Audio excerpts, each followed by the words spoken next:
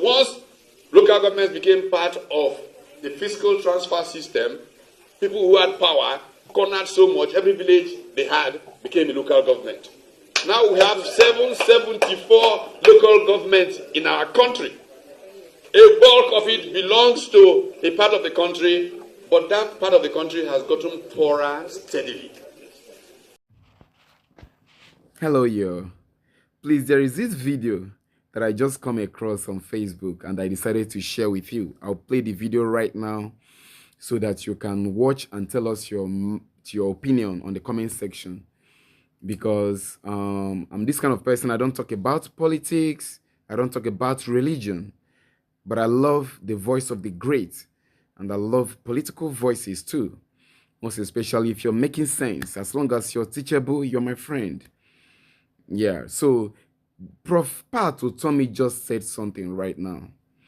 He just defined Nigerian problem because I don't even talk Nigerian problem. Problemo carry Nigerian problem. Problem alone carry Nigerian problem altogether. So I don't even talk about Nigerian problem. I just try to make sure I get funded and pay bills, you know. Live like a stranger because that's what it is. You can't fight for nothing. You have no right. So Pat Utomi just said something. He just said something, and I want you to go and listen to what Prof Pat Utomi just said. Listen and tell us what you think about it on the comment section. He said Nigerian has a problem, and he just made it clear. Let's know your opinion, please. Let's hear your opinion on what he have just said. The obligation of leaders to exercise sobriety in challenging times. And so let us please approach these issues with plenty of sobriety. It's a time to talk. It's a time to speak truth to power and to one another. But it's also a time to recognize that we all come from a shared humanity. I come from a great privilege of having been born in northern Nigeria. I had my primary education in northern Nigeria. Of going to school in Ibadan. I like to define myself as an Ibadan boy. My secondary education in Ibadan. In fact, Dr. Olajide, who is sitting there, is my senior from Loyola College, Ibadan. And I went to University of Nigeria, Nsukka, and I'm a full, warm-blooded Igbo son. And so I come to this saying that sometimes we talk about these issues, we don't ask what is at the bottom of the Nigerian challenge. When we talk about restructuring, people sometimes get carried away about revenues, sharing, and all of that. The bottom line is that we lost the direction of leadership because we made politics a place that you can make money. And restructuring is about getting money out of politics. Anybody who wants to serve and give sacrificially of himself to elevate the life of others should come into politics. Anybody who wants to become somebody because of politics should get out of it. This is what has brought us to this sorry pass. If it were not that problem, people are playing on ethnic sentiments to abuse the treasury. And let me give two simple examples of how emotions are overcoming our ability to understand our problems. Okwadike has just been introduced as a Harvard scholar, but I was introducing him recently to another Harvard scholar called Joshua Green. Joshua Green runs the Center for Moral Cognition at Harvard. And Joshua Green has studied the problem of human collaboration, cooperation. And combining psychology, philosophy, and neuroscience, they have come to a certain number of conclusions. And this has been outlined in the book, Moral Tribes, Reason, Emotion, and the gap between us and them. So when we raise these emotions and take out rational conversation, people who want to use that to make for their own self-interest being advanced, sometimes against the interest of those that they are arguing ostensibly for. Use those things. One simple example that I keep asking myself, why do we've been talking about headsmen creating problems everywhere. I give an example just put forward by a man who was chief economic advisor to our president only recently, Dr. Tanimu Yakubu. He served as commissioner in Katsina State. When he got to the job, he found that the biggest problem Katsina State had to do with fertilizers.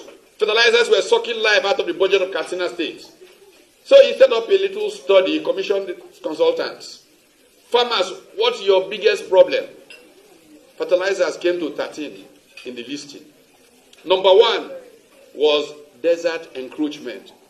What is the biggest cause of desert encroachment? Open grazing. So 20 years ago, the government of Katsina State, not the government of Enugu State, realized that the biggest problem before them was open grazing.